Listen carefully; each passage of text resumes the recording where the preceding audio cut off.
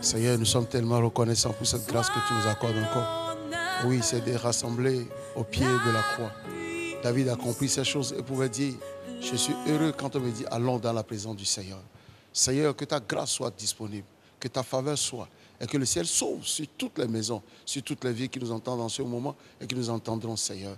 Que ta grâce soit relâchée. Seigneur, ta parole est puissante. Elle guérit, elle restaure, elle repositionne, elle ouvre des portes, elle instruit, elle éclaire. Qu'en ce moment, Seigneur, que ta parole agisse ainsi pour l'unique gloire de ton Saint-Nom. Merci, Seigneur, parce que tu es au contrôle. Nous voulons nous recommander comme des vases fragiles. Tu nous connais très bien. Seigneur, ouvre-nous pour que oui, nous soyons utilisés efficacement encore en ce moment, au nom de Jésus. Comme nul n'est au-dessus de ta parole, s'il te plaît, parle-moi d'abord, Seigneur, et utilise-moi maintenant. Je suis simplement disposé. Je me rends disponible, Seigneur. Merci parce que c'est déjà fait, et merci parce que tous les auditeurs nous entendent. Où que vous soyez, vous nous entendez, vous êtes bénis au nom de Jésus. Amen. Si tu es là et que tu m'entends, Amen. Donc, grande famille en Christ, le corps de Christ au Bénin, la famille spirituelle EPM, nous vous saluons dans le beau et précieux nom de notre Seigneur Jésus. Puisse la grâce du Seigneur se manifester davantage sur chacun de nous au nom de Jésus. Nous avons vraiment un très grand privilège de nous tenir devant et puis vous adresser la parole. Et nous allons aller déjà dans la Bible, dans la parole. Et après le verset que nous allons lire, nous allons vous faire connaître le thème. Que Dieu nous bénisse et qu'il bénisse sa parole au nom de Jésus. Nous allons aller, s'il vous plaît, dans le livre de Nombres. Ça, c'est l'Ancien Testament. Dans le livre de Nombres, chapitre 14, le 34e verset. C'est un texte que nous connaissons tellement. C'est un texte qui nous ramène à une histoire que presque tout le monde connaît. Mais le Seigneur voudrait nous parler d'une manière particulière. Qu'il bénisse notre écoute, qu'il nous soutienne. Et que lui, seul qui a la capacité et les moyens d'expliquer sa parole, qu'il nous l'explique davantage, afin de nous amener dans une plus grande compréhension. Au nom de Jésus de Nazareth. Je lis la parole. J'ai la version Nouvelle Bible Semeur, la Nouvelle Bible du Semeur. C'est ça que j'ai devant moi. Et je vais lire. J'ai d'autres versions. Et je pense que les versions que j'ai lues ont influencé un peu ce que nous allons dire. Que Dieu nous bénisse et qu'il nous bénisse. Selon le nombre de jours que vous avez mis à explorer le pays, c'est-à-dire 40 jours, vous serez chargé de vos fautes. 40 années, une année pour chaque jour. Ainsi, si vous avez vos Bibles devant vous, soulignez cette partie. Ainsi, vous saurez ce qu'est ma disgrâce. Ainsi, vous saurez ce qu'est ma disgrâce. Alors, si tu veux prendre comme thème, tu écris ou tu notes rompre avec la disgrâce. Finir avec la disgrâce. Rompre avec la disgrâce.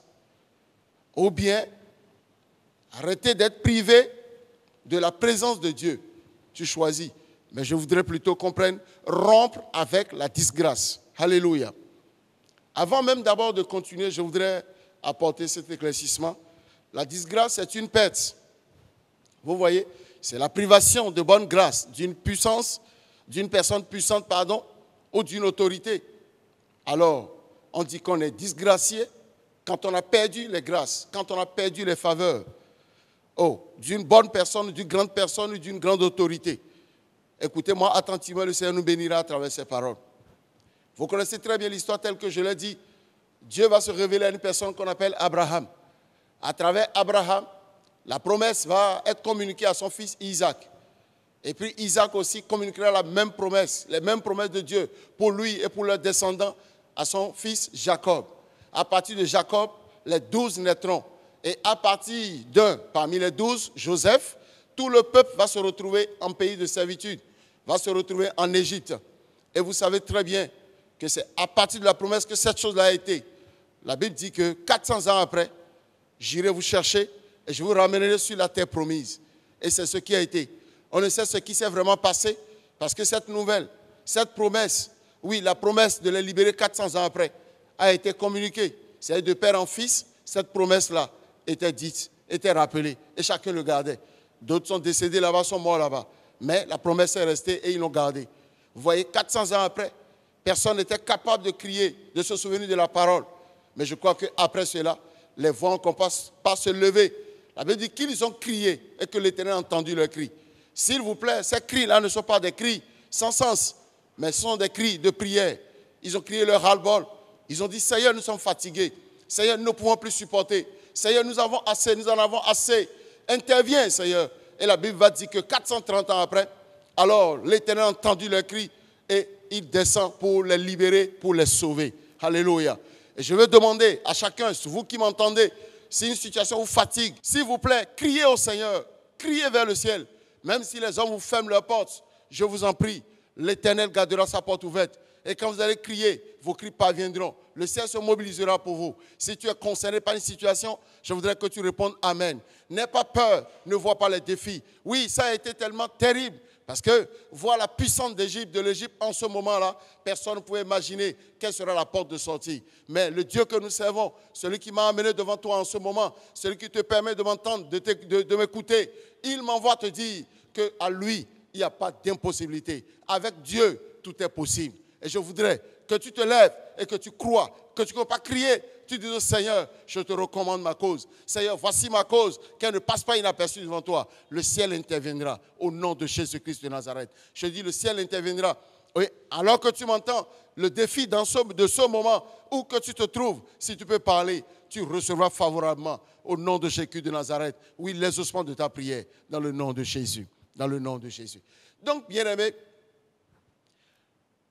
Dieu va descendre pour libérer son peuple, n'est-ce pas? Il va envoyer Moïse.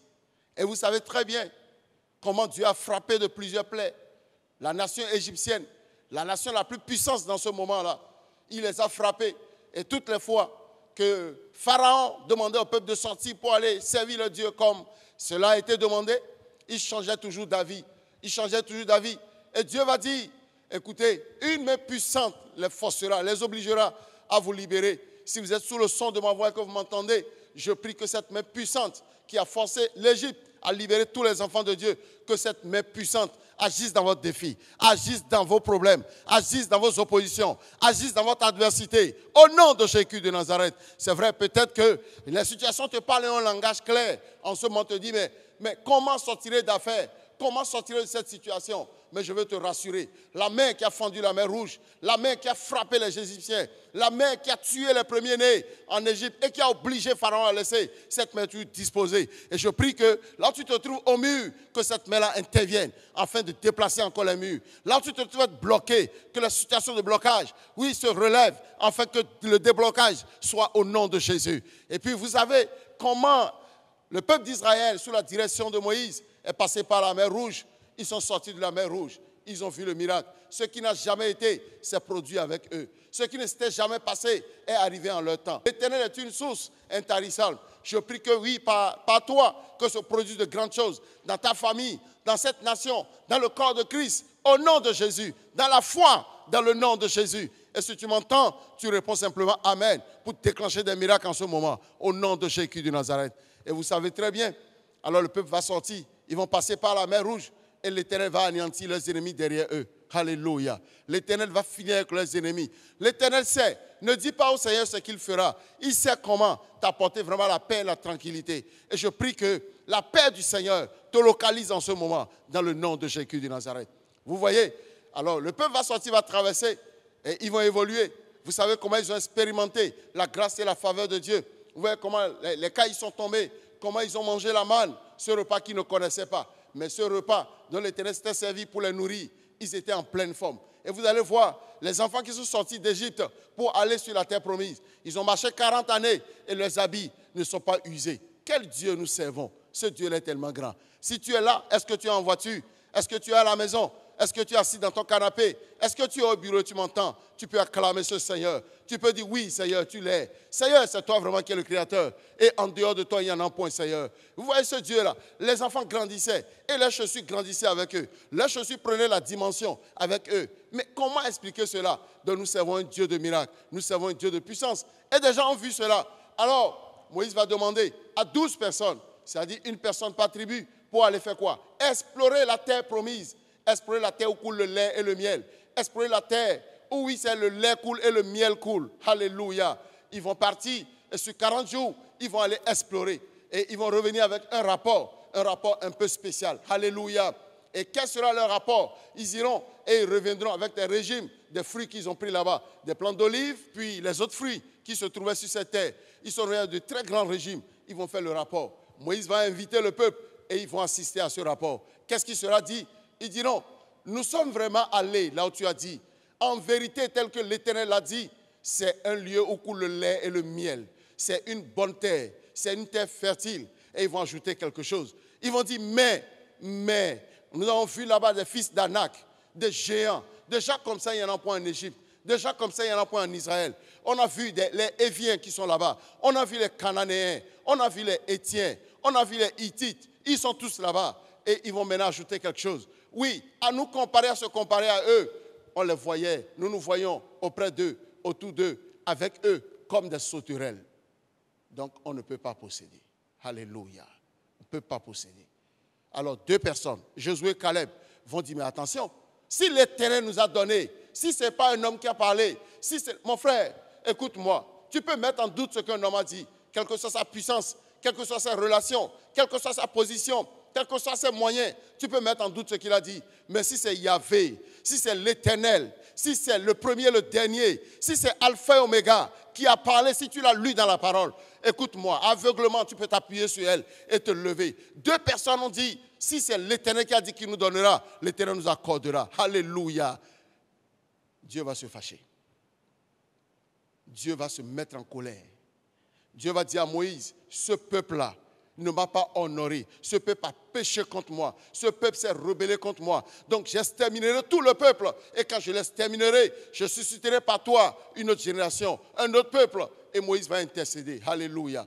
Moïse va dire, il va dire, ben, Éternel, si toi tu détruis tout le peuple, mais que diront ces nations-là, que diront-elles, ces nations qui ont entendu que tu as fendu la mer où nous sommes passés, ces nations qui étaient saisies d'épouvante, entendent parler d'Israël. Ces nations diront que toi, l'Éternel, tu n'es pas fort, tu n'es pas puissant, et tu allais enlever le peuple, que tu allais sacrifier dans le désert. La Bible dit que Dieu s'est repenti. Il a dit, d'accord, je ne l'exterminerai pas. Mais ce que je ferai, j'exterminerai tous ceux qui ont vu les signes, ceux qui ont vu les prodiges, ceux qui ont vu les miracles. Je les exterminerai tous. Et il va ajouter, il dit, et ils sauront ce que ça fait. Oh my God. Il dit, et vous saurez, ainsi vous saurez ce qu'est ma disgrâce. Donc, quand vous n'aurez plus ma grâce, quand vous n'aurez plus ma faveur, quand vous n'aurez plus ma présence au milieu de vous, vous verrez et vous saurez ce que c'est que d'être disgracié, de perdre la grâce auprès de moi, l'Éternel. C'est pourquoi le thème de ce moment-là, c'est quoi? Rompre avec la disgrâce. Alléluia. Rompre avec la disgrâce. Donc Dieu va avertir le peuple. Et permettez qu'on lise quelques versions pour voir ce que ces versions-là disent sur le sujet et puis sur le verset. Amen. Louis II va nous dire ceci. Je suis dans Nombre 14, verset 34. Alléluia. Et vous saurez ce que c'est d'être privé de ma présence. Donc, la disgrâce dont parle l'autre version, ici c'est quoi? C'est-à-dire ce que ça fait d'être privé de ma présence. Vous le verrez. C'est pourquoi il donné comme thème finir, rompre avec la disgrâce, ou bien expérimenter, ou bien être privé de sa présence. Alléluia. Donc Louis II dit ceci. Une autre version dit ceci. PVD, parole de vie, va dire, ainsi vous saurez ce que cela coûte. Vous saurez que cela coûte cher de vous opposer à moi. Bien-aimé, l'Éternel s'est fâché et a décidé d'exterminer tous ceux qui ont vu les signes et les prodiges. Une question à vous, alors que vous m'entendez. Qu'est-ce que le peuple a fait?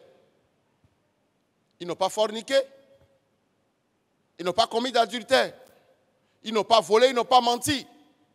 Ils n'ont pas commis de meurtre. Et pour cela, l'Éternel s'est fâché. L'Éternel s'est mis en colère contre eux. Qu'est-ce qu'ils ont fait? Ils ont simplement permis que leurs yeux physiques leur imposent un langage, alors que Dieu veut qu'ils voient les choses spirituellement. C'est pourquoi la Bible dit, marchez selon l'esprit et vous n'accomplirez plus les désirs de la chair. Alléluia. Pourquoi? Qu'est-ce qu'ils ont fait? Ce qu'ils ont fait, écoutez, des hommes normaux parleraient de la même manière, n'est-ce pas? Ils sont allés, ils ont vu le pays qui est bon, le lait coule là-bas, le miel aussi coule là-bas. Mais ce qu'ils ont constaté, c'est qu'il y a des géants là-bas. Et quand ils se comparent à ces géants, c'est qu'ils sont comme des sauterelles aux yeux de ces géants-là, auprès de ces géants. Et c'est le rapport qu'ils ont fait. Mais ce qu'ils ont fait de mal là, c'est que leur rapport ne s'est pas accordé avec la promesse de Dieu, avec la parole de Dieu. 2 personnes ont dit, et Dieu dit, parce que eux, ils ont été animés de notre esprit, donc de l'esprit, c'est eux, ils arriveront sur la terre promise. Caleb et Josué iront là-bas. Et c'est ce que Dieu a fait. Il a veillé à ce que tous ceux-là qui ont vu les miracles, les signes, les plaies par lesquelles il a frappé l'Égypte et qui n'ont pas cru, ces personnes-là sont tous tombées dans le désert. Si tu m'entends en ce moment et tu es en situation de disgrâce, je prie que la grâce de l'Éternel te relève au nom de Jésus de Nazareth, afin que tu recommences à jouir de la grâce et de la faveur de Dieu. Alléluia. Une autre version dit, la Bible matin dit quoi? Et vous connaîtrez que j'ai rompu le cours de mes bénédictions sur vous. Donc, quand vous êtes en situation, vous êtes subi la disgrâce de Dieu, quelque chose se passe. Vous perdez la faveur de Dieu. Le cours de la bénédiction de Dieu s'arrête. Alléluia. La faveur de Dieu s'arrête quand vous êtes sous la disgrâce. Quand vous perdez la présence de Dieu. Quand on perd la présence de Dieu, on est exposé. On n'est plus protégé. Vous voyez, au 39e verset, je suis toujours dans Nombres chapitre 14, au 39e verset, la Bible va nous dire que Moïse va rapporter tout ce que l'Éternel lui a dit au peuple. Et le peuple va se lever pour dire, nous irons obéir. Nous monterons à la montagne et nous irons au lieu que l'Éternel a indiqué. Et Moïse va leur répondre pour leur dire, non, l'Éternel n'est pas avec vous, il ne sera pas avec vous. Pourquoi vous vous dressez, vous rebellez contre lui? Et qu'est-ce que Moïse est en train de reprocher? Ils n'ont pas obéi promptement. Ça fait déjà une preuve, un signe. Si tu n'es pas capable d'obéir promptement à la parole, tu n'es pas capable d'obéir aux instructions de l'Éternel, si tu n'es pas capable de te lever promptement sur ce que l'Esprit a dit à travers la parole, alors tu peux tomber en situation de disgrâce. Mais si tu es dedans, je prie que l'Éternel se souvienne de toi, qu'il se souvienne de son alliance pour toi, et que sa grâce parle favorablement au nom de Jésus de Nazareth. Bien aimé, une autre version, la version d'Arby dit quoi? Il dit, et vous connaîtrez ce que c'est que je me sois détourné de vous. Donc, bien-aimé, quand vous êtes en situation de disgrâce, ça veut dire que l'Éternel s'est détourné de vous. Ça veut dire que l'Éternel n'est plus avec vous. Écoutez-moi. La Bible déclare que l'Éternel est quoi? Il est omniprésent. Il est partout au même moment. Est-ce que là où tu te trouves là, peut échapper au contrôle et à la présence de Dieu? Non. Dieu, il est partout et au même moment. Donc, quand tu poses des actes et ça t'amène à tomber en disgrâce, qu'est-ce qui se passe? Tu es là, mais l'Éternel ne fait plus aucun cas de toi. Il ne tient plus compte de toi. Alléluia. Écoutez, ça me rappelle cette affaire où des enfants se sont moqués du prophète en disant, oui, chauve, chauve, chauve. Et des ours sont sortis, ils ont dévoré 40 ou 41 enfants. Mais les enfants s'amusaient toujours là. Les enfants passaient toujours là. Donc le mal était retenu par l'Éternel. Mais quand ils ont offensé son serviteur, c'est tellement qu'il a enlevé seulement sa main. Et les ours ont eu assez à ces enfants-là. Alléluia. Donc, que personne ne pose des actes qui le disgrâcent. Alléluia. C'est pourquoi il dit rompre avec la disgrâce. Alléluia. Bien-aimés, comment pouvons-nous ou devons-nous chérir la présence de Dieu si nous ne savons pas quels sont les avantages, quels sont les profits, ce que ça nous amène, ce que ça nous fait. Alléluia. David a compris. Et David pouvait dire dans le psaume 37, il dit, l'Éternel est mon secours. Si l'Éternel est là, il est ton secours. Alléluia. Il dit, l'Éternel les secourt et les délivre. Il les délivre des méchants. Les méchants sont là. Mais pour être délivré des méchants, c'est l'Éternel qui te secourt. Alléluia. Parce qu'ils cherchent en lui leur refuge. Ces gens-là qui sont secourus par l'Éternel, c'est parce qu'ils cherchent leur refuge en l'Éternel. Ils veillent à ce que l'Éternel soit leur refuge, que l'Éternel soit toujours là. Alléluia. Donc ne faisons pas l'erreur. 2 Samuel 22 va dire, il dit, Dieu est mon rocher, où je trouve un abri. Bien-aimé, quand tu perds la présence de Dieu, quand Dieu n'est plus présent avec toi, quelque chose se passe. Tu n'as plus ce rocher-là avec toi. Tu n'as plus cette sécurité avec toi. Tu n'as plus d'abri parce que l'Éternel n'est plus avec toi. Et l'Éternel n'est pas avec toi pas parce qu'il est devenu faible, ou bien parce que les ennemis sont devenus puissants, mais c'est parce que sa présence t'a quitté. Alléluia. Sa présence t'a quitté. Oui, David pouvait encore dire, il dit, béni soit l'Éternel, mon rocher. Béni soit Dieu, le créateur des cieux et de la terre, mon rocher. Alléluia. Il dit, qui exerce mes mains au combat. Il a compris que, à partir des résultats qu'il obtient dans ses batailles et dans les guerres, non, lui-même ne peut pas avoir sa victoire. Et il va dire, l'Éternel exerce mes mains au combat. Il va dire, il exerce mes doigts à la bataille. Il a compris que Lui-même ne peut pas le faire. Donc la présence de Dieu autour de lui exerce sa main au combat. Et c'est ça qui garantit sa victoire. Bien-aimé, si tu es en disgrâce, si tu es en train de subir la disgrâce de l'Éternel, quelque chose va se passer. Tu iras au combat et tu échoueras. Tu iras à la bataille et tu n'auras jamais la victoire. Parce que celui qui exerce, l'Éternel Dieu des armées n'est pas avec toi. Je prie que toute action, tout acte, toute prédisposition, qu'elle est l'Éternel de toi, je prie que sa compassion, permette que sa présence revienne maintenant au nom de Jésus de Nazareth. Alléluia. Il dit, mon bienfaiteur est ma forteresse. Il sait que l'Éternel est son bienfaiteur. Il sait que l'Éternel est sa forteresse. S'il est dans la forteresse de l'Éternel, il est en sécurité. Bien-aimé, David a compris. Il dit, Éternel, ne me retire pas ton Saint-Esprit. Il a compris que l'Esprit de Dieu et Dieu sont un. Le Père, le Fils et le Saint-Esprit sont ensemble. Alors, si tu perds la présence de Dieu, sache que tu as perdu la présence du Saint-Esprit. Et c'est pourquoi Jésus a compris. Et quand il voulait partir, il dit, il vous est avantageux que moi, j'aille vers mon Père, afin que quoi? Le consolateur promis par le Père, lui vienne. Quand il viendra, il sera avec vous. Il vous conduira dans toutes choses. Et il vous rappellera tout ce que j'ai dit. Lui, il a pensé que le nouveau consolateur, un autre consolateur, leur sera avantageux. Il les conduira dans toutes choses. Parce que lui, physiquement, il est en train de repartir. Alléluia. Autrement dit, on peut encore dire, c'est le même Jésus, c'est le même Dieu, c'est le même Saint-Esprit qui est encore revenu les conduire. Je prie que là, tous les aspects de ta vie, où toi-même tu te conduisais, que la direction de ta vie change maintenant au nom de Jésus. Et que la grâce du Seigneur amène le Saint-Esprit à reprendre la direction de ta vie. Reprendre la direction de tes affaires au nom de Jésus de Nazareth. Il dit, ma haute retraite, mon libérateur, il sait que si Dieu est avec lui, si la présence de Dieu est avec lui, il dit, ne me retire pas. Dieu même va avertir et va dire, et vous saurez ce que c'est que d'être privé de ma présence. Donc quand moi je ne serai plus là, quand ma présence ne sera plus manifeste, vous allez voir ce que ça coûte. Vous allez voir ce que ça fait. C'est la route qui devait leur prendre 40 jours. Ils ont fait 40 années. Parce que quoi? L'Éternel était là, mais l'Éternel n'intervenait pas. L'Éternel les devait laisser à leur propre compte. L'Éternel les devait laisser prendre leur direction à eux-mêmes. Alléluia. Il n'en sera pas ainsi pour toi, au nom de Jésus de Nazareth. Il dit, mon libérateur, bien-aimé, si l'Éternel n'est pas avec toi, où nous sommes tous les jours au front, le diable va te rôder comme un lion cherchant qui dévorait. Bien-aimé, si tu te laisses, c'est seulement avec le Saint-Esprit. C'est lui seul qui peut t'orienter. C'est lui qui peut te conduire. C'est lui qui connaît le chemin de ta destinée. C'est lui qui te conduira sur ce chemin. Et c'est lui qui t'amènera sur les voies de la victoire. Si lui n'est pas avec toi, parce que la Bible dit quoi? Telle voie paraît droite aux yeux de l'homme, mais son issue c'est la mort. Et la Bible dit que vous entendrez, quand vous crierez à moi, vous entendrez une voix derrière votre oreille. La voix vous dira, allez à gauche ou allez à droite. Si tu es privé de cette voie, bien-aimé, qu'est-ce que tu deviens? Si tu es privé de cette voie, qu'est-ce que tu deviens? Que l'Éternel nous en épargne. Il dit, mon bouclier, celui qui est mon refuge, il connaît l'Éternel comme son bouclier. Bien aimé, si tu es privé de la présence de Dieu, l'Éternel même sait. Quand tu es privé de sa présence, tu n'as plus de bouclier. Donc quand on tire des flèches dans ton sens, ça vient.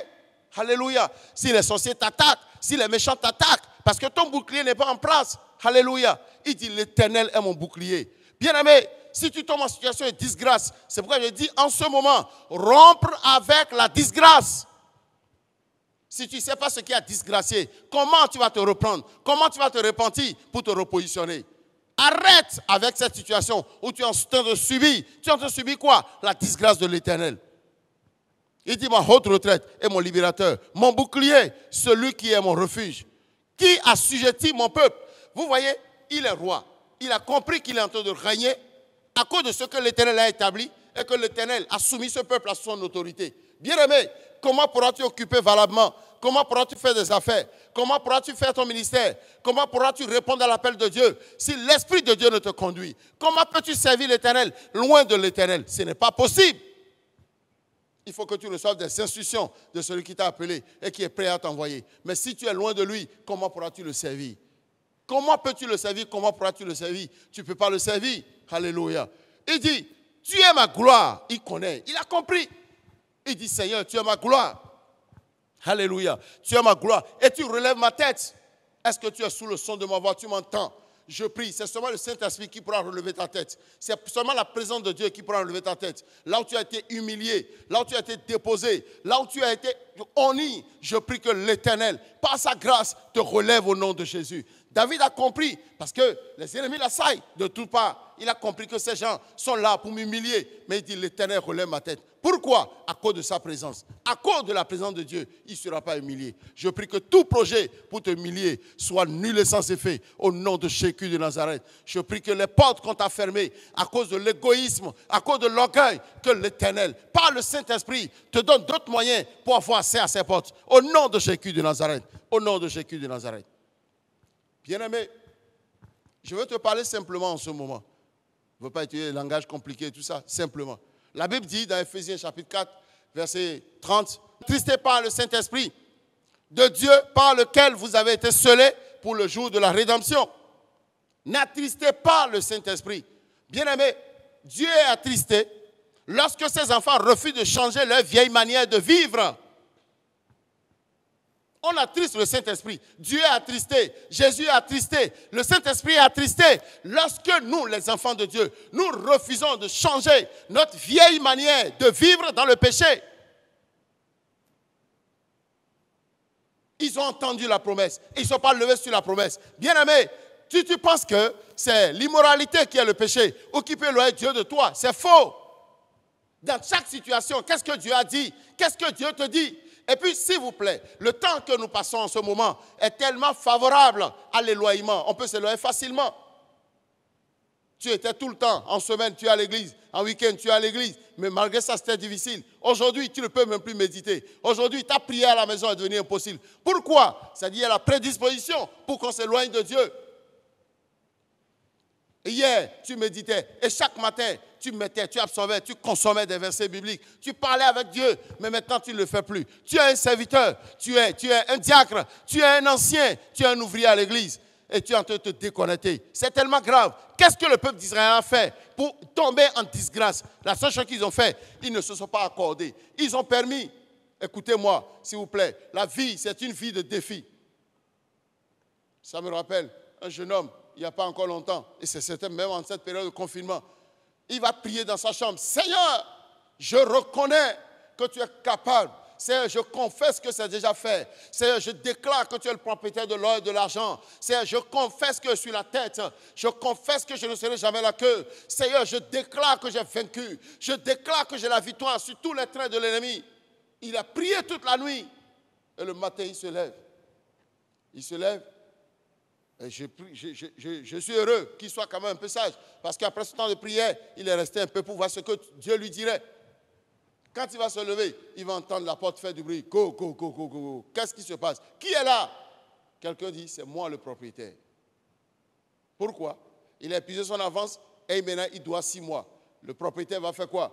Il va dire, je veux ma clé. Tes effets sortent de cette maison. Alléluia. Le jeune homme. Ça, c'est naturel. C'est ce que lui dit. C'est le message que lui communique ses yeux. Il vient de voir, il vient d'entendre. Il va se mettre à pleurer. Ah, Seigneur, je viens de prier. Pourtant, quand même, Seigneur, c'est moi qui suis connu dans cette maison. Non. La Bible dit, aussi les cieux sont l'heure de la terre. Ainsi, mes voix sont l'heure de vos voix et mes plans sont l'heure de vos plans. L'Éternel sait. Ce n'est pas parce que ça chauffe. Ce n'est pas parce que c'est difficile que lui n'est pas là. Il est toujours là. Ne tombe pas dans une disgrâce et ne parle pas en désordre. Ne dis pas des paroles insensées. Ne permet pas que des situations. Il est dans la chambre, il a pleuré. Il s'est levé et dit, Seigneur, je reconnais que toute chose concourt au bien de ceux qui aiment Dieu et de ceux qui sont appelés selon ce dessein. Et il vient, il s'arrête. Il dit, papa, comme tu l'as voulu, mais je te demande une seule chose. Il va lui dire, qu'est-ce que tu veux? Il dit, permets-moi de sortir les effets et de les mettre sur la cour. Je vais couvrir et aller maintenant faire des courses. Question de trouver un endroit où mettre mes effets et puis abriter. Alors qu'il il était dans la maison avec un jeune inspecteur qui venait de construire sa maison, inspecteur de police, qui attendait son mariage et qui a été affecté sur le nord.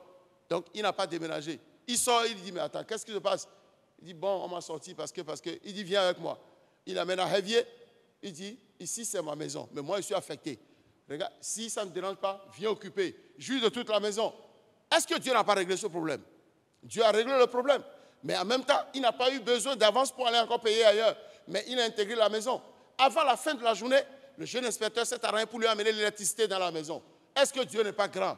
Est-ce que Dieu n'est pas puissant? Est-ce que Dieu n'est pas redoutable? Est-ce qu'il ne confond pas les sages et les intellectuels? Il a fait pour lui. et si tu es sous le son de ma voix, je ne sais pas dans quel défi tu te trouves, à quel défi tu es confronté, mais ce Dieu qui est intervenu dans la Bible, ce Dieu qui a parlé au travers des pratillages, que ce Dieu-là parle favorablement, que ce Dieu-là intervienne pour toi. Au nom de Jésus de Nazareth, je dis au nom de Jésus de Nazareth, quelle que soit la distance, là où tu réponds Amen, je prie que le ciel s'ouvre sur toi, afin que des faveurs descendent sur toi et que des grâces se manifestent au nom de Jésus de Nazareth.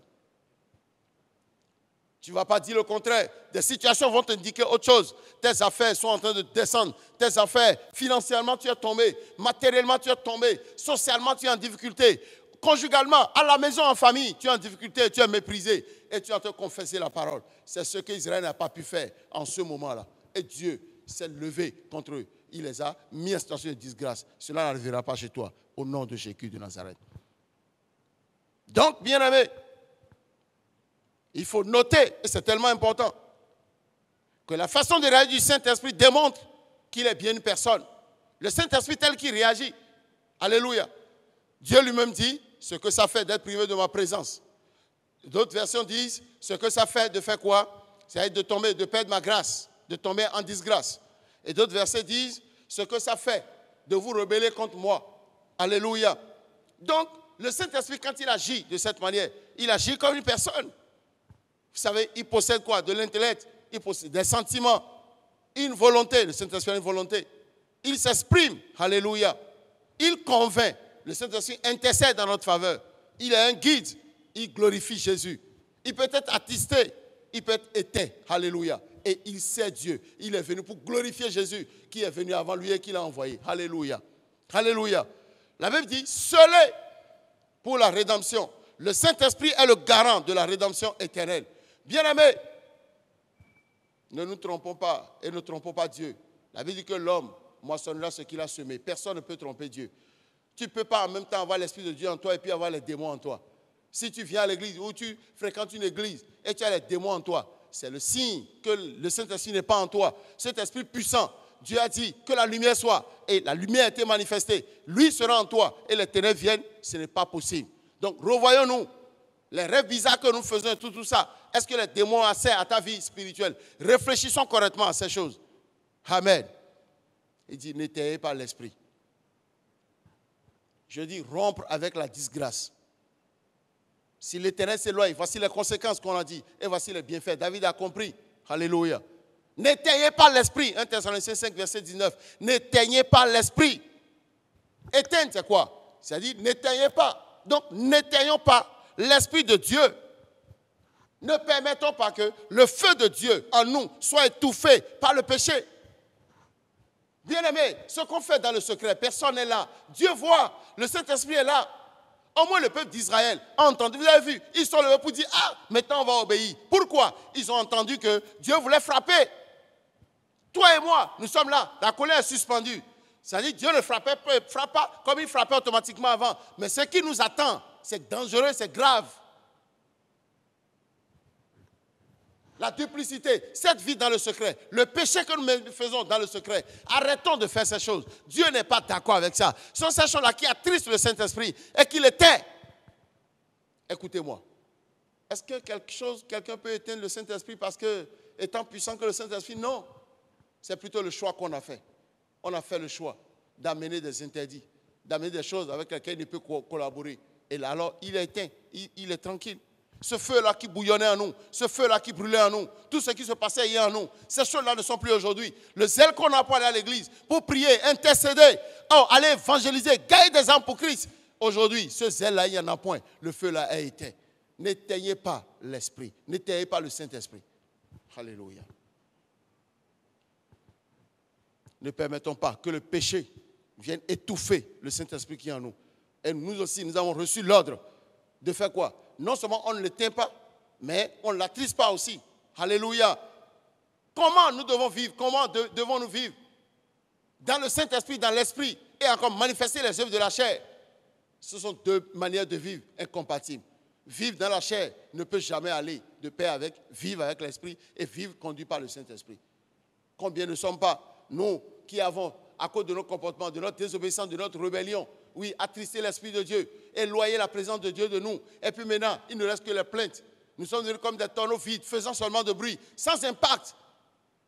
Revenons vraiment. Hier, quand tu disais au nom de Jésus, souviens-toi ce qui se passait. Aujourd'hui, quand tu dis au nom de Jésus, ça ne fait rien. Ça ne dit rien. L'Éternel s'est éloigné de toi. L'Éternel s'est éloigné. Alléluia.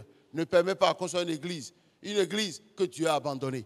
Ne permets pas qu'on soit une assemblée que Dieu a abandonnée. Ne permets pas qu'on soit un ministère que Dieu a abandonné. Ne permets pas qu'on soit dans un département que Dieu a abandonné. Ne permets pas qu'on soit dans un groupe musical abandonné par Dieu. Abandonné, tombé sous la disgrâce. Qu'est-ce qui se passera? Le désordre va s'installer. Le péché va occuper la première place. Que Dieu nous en épargne au nom de Jésus de Nazareth. La Bible va maintenant nous dire, parce que le thème c'est quoi? Rompre avec la disgrâce. La Bible nous dira, dans Ephésiens chapitre 4, après le 31e verset, que toute amertume, que toute animosité, que toute colère, toute clameur, toute calomnie et toute espèce de méchanceté disparaissent du milieu de vous. Ça, ce sont les conseils. On a été disgraciés hier. On a perdu la grâce de Dieu. On a perdu la faveur de Dieu. On a perdu sa présence. L'impact qu'il y avait hier. Oh, la fluidité qui existait hier n'existe plus aujourd'hui. Et la Bible nous dit que toute amertume, l'amertume doit sortir du milieu de nous. L'animosité doit sortir du milieu de nous. La colère, les clameurs doivent sortir du milieu de nous. Les calomnies doivent sortir du milieu de nous. Et toute espèce de méchanceté. La méchanceté, nous devons finir avec cela. Parce que si l'Éternel s'éloigne de nous, nous sommes exposés. Alléluia. Alléluia. Soyez bons. Je suis au 32e verset. Soyez bons les uns envers les autres. Bien-aimés, c'est nous qui allons exercer la bonté envers nos frères, envers les autres. Si on ne le fait pas, on est passé à côté. Le peuple d'Israël n'est pas allé forniquer, il n'est pas allé voler. Mais pourtant, voilà, Dieu s'est mis en colère. Pourquoi? Ils ne sont pas levés sur la parole. Toi et moi, qu'en sera-t-il pour nous si délibérément nous nous opposons et nous rebellons contre la parole? Alléluia. Alléluia. Soyez bons les uns envers les autres, compatissants, vous pardonnant réciproquement, comme Dieu vous a pardonné en Christ. Est-ce que nous allons continuer toujours à nous voir à l'église et puis on ne peut pas se saluer? Est-ce qu'on va toujours être chrétien et puis avec nos frères de famille, les gens du quartier, on ne se parle pas, on ne se salue pas? La Bible dit, pardonnez-vous réciproquement. Alléluia. Et vous pardonnant réciproquement, comme Dieu vous a pardonné en Christ. Dieu nous a pardonné. Bien-aimé, si tu ne peux pas pardonner, l'Esprit de Dieu n'est pas en toi. Sache que tu es en situation de disgrâce. Tu es en situation de disgrâce devant Dieu si tu ne peux pas pardonner. La nature de Dieu, c'est le pardon. Regardez comment Jésus, il souffrait et il pouvait encore dire à la croix, Père, pardonne-leur, car ils ne savent pas ce qu'ils font. Toi et moi, c'est l'Esprit de Christ qui est en nous. Et pourquoi nous ne pouvons pas pardonner? Pourquoi il y a cette méchanceté en nous? Revenons à nous-mêmes et réfléchissons. Ce n'est pas ce que le Seigneur veut, ce n'est pas ce qu'il veut. Et s'il vous plaît, c'est l'Esprit de Dieu en nous qui sera notre garantie. Pourquoi? Notre rédemption éternelle. Quand la trompette va sonner, s'il n'y a pas l'Esprit de Dieu en toi, avec quoi? L'attraction là se passera comment? Comment ça sortira? Comment porteras-tu vers ton Seigneur? Ce n'est pas l'Esprit qui est en toi. Donc garde à toi. Attention, s'il te plaît. Quand l'Esprit de Dieu ne te conduit plus, tu sais très bien ce que je suis en train de te dire. Que Dieu nous bénisse. Ne vous enivrez pas de vin. C'est la débauche. Soyez au contraire remplis de l'Esprit de Dieu. Entretenez. Alléluia. Entretenez-vous par des psaumes, par des hymnes et par des cantiques spirituels, chantant et célébrant de tout votre cœur les louanges du Seigneur. Bien-aimés, ça c'est la conséquence immédiate et personnelle du remplissement de l'ordre là qui consiste à être rempli par le Saint-Esprit. Quand tu es rempli par le Saint-Esprit, tu entretiens, vous entretenez sa présence en faisant quoi? Par des hymnes, par des cantiques spirituels. Vous ne pouvez pas être rempli de l'Esprit de Dieu et vous ne pouvez pas, c'est-à-dire avoir de la joie dans sa présence. Ce n'est pas possible. Alléluia. Rendez continuellement grâce pour toutes choses à Dieu le Père au nom de notre Seigneur Jésus. Ces versets-là résument les conséquences personnelles immédiates de l'obéissance au commandement d'être rempli du Saint-Esprit. Alléluia. On chante à Dieu des cantiques. On lui rend grâce. On se soumet humblement aux autres, parce que nous sommes une famille, nous nous entendons. Nous voyons toujours les autres au-dessus de nous. Donc quand tu es rempli, la conséquence immédiate et personnelle, c'est ça. Alléluia. Que Dieu nous accorde la grâce de nous entretenir et continuellement dans sa présence, par des cantiques, par des hymnes, par des psaumes, par la méditation, par la prière, par notre jeûne, que nous puissions passer du temps avec lui, nous habituer vraiment à sa présence. Alléluia. David va demander, comment les héros sont-ils tombés? Et il va ajouter, l'huile a cessé de couler. Amen. Lance à la main et puis l'épée à la main, ils sont tombés. Il dit que l'huile a cessé de couler. Alléluia. Quand Dieu n'est plus avec toi, l'huile ne coule plus. Quand Dieu, sa présence n'est plus avec toi, l'huile ne coule plus. Quand tu t'es rebellé à l'Éternel, l'huile ne coule plus. Si tu es en situation de disgrâce, l'huile ne coule plus. Alors, sur le même terrain où tu avais eu la victoire, tu ne vas pas expérimenter l'échec. Je prie que l'Éternel Dieu ait compassion de chacun de nous. Je dis que l'Éternel Dieu ait compassion de chacun de nous, au nom de Jésus de Nazareth. Il va dire que l'huile a cessé de couler, l'onction a arrêté. Alléluia. Il dit que l'onction a arrêté de couler. Bien-aimés, rompre avec la disgrâce. Vous voyez les conséquences telles qu'on a parlé maintenant. Les conséquences du disgrâce, de la disgrâce. Quand vous avez déjà tombé en situation de disgrâce, en sortir, c'est une décision. Rompre avec cela, ce n'est pas, oui, seulement la prière, mais c'est la volonté de vouloir quitter. Et puis vous savez, quand Dieu nous parle, nous sommes encore vivants. Il ne nous condamne pas, mais au contraire, il nous ouvre les yeux pour que nous puissions, c'est une deuxième chance qu'il nous donne, pour que nous puissions nous lever et dire, Seigneur, nous voulons maintenant aller, nous voulons encore aller, nous voulons aller avec toi. Alléluia. Donc, bien-aimés, subir la disgrâce, être privé de la présence de Dieu, vivre l'éloignement du Seigneur,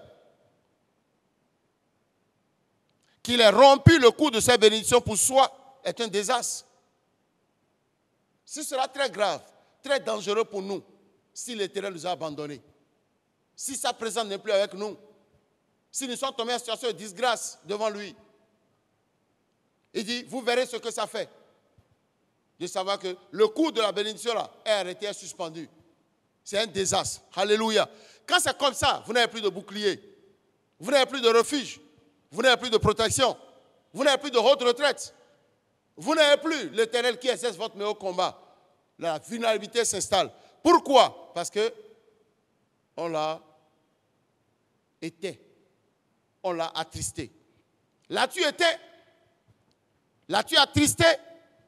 En ne marchant pas conformément à la nouvelle nature, à ta nouvelle nature, à la nouvelle naissance, reviens à lui et dis-lui, Saint-Esprit, j'ai mal fait en conduisant ma vie moi-même, en prenant les décisions moi-même. S'il te plaît, je suis prêt. Saint-Esprit, reviens, pardonne-moi, reprends la direction de ma vie. Une prière simple, mais je te garantis que ta prière est déjà exaucée si tu ne commences pas à le faire. Le Saint-Esprit reprendra la direction de ta vie et comme ça, la présence de Dieu reviendra, la faveur de Dieu reviendra, la disgrâce prendra fin. Alléluia. Prends la décision de marcher selon l'Esprit, d'entretenir sa présence en toi, pas des hymnes, pas des cantiques, pas la méditation, pas quoi, pas la prière, pas les jeûnes. Il reviendra. La disgrâce prendra fin. Je dis bien que c'est une décision. C'est toi qui t'engages maintenant à dire, c'est fini.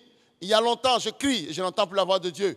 Il y a longtemps, je parle au Seigneur et je ne l'entends plus répondre. Il y a longtemps, je suis dans des situations qui ne connaissent jamais de blocage. Je suis en situation de disgrâce. Certainement, l'Éternel m'a abandonné. Mais je reviens maintenant. Je m'engage. Je ne veux plus marcher selon la chair. Je veux maintenant marcher selon l'Esprit. Je veux marcher selon les principes. Je veux que ma vie plaise à Dieu afin que la situation de disgrâce prenne fin au nom de Jésus. Maintenant, moi, je prie pour toi. Père, je prie pour tous ceux qui m'entendent en ce moment afin que dans le nom de Jésus de Nazareth, ceux qui depuis un certain moment sont en train d'expérimenter ton éloignement, en train d'expérimenter ta disgrâce, je prie Seigneur. La Bible dit que tu ne contestes pas pour toujours. S'il te plaît, reviens de ta colère et donne une chance encore à tes enfants au nom de Jésus de Nazareth. Donne l'opportunité de se relever. Oui Seigneur, nous sommes disposés, disponibles. Prends nos mains, nous voulons maintenant te suivre. Nous voulons marcher, Seigneur, selon toi. La Bible dit, soyez donc maintenant les imitateurs de Christ. Soyez maintenant les imitateurs de Dieu. Paul va dire ailleurs, soyez mes imitateurs comme je le suis de Christ. Commençons par imiter Jésus. Commençons par marcher comme lui. Et la situation de disgrâce là, va s'arrêter. Désormais, nous pouvons avoir l'Éternel comme notre appui. Nous pouvons le voir comme notre bouclier. Nous pouvons le voir comme notre forteresse. Nous pouvons le voir comme notre sécurité. Nous pouvons le voir comme celui-là qui exerce notre main au combat, exerce notre doigt à la bataille. Nous pouvons être dans la sécurité. Pourquoi? On est revenu de la disgrâce. Que Dieu te bénisse. Et ceci, en ce moment, tient lieu de conclusion au nom de Jésus de Nazareth. Sois béni et sois béni. Amen.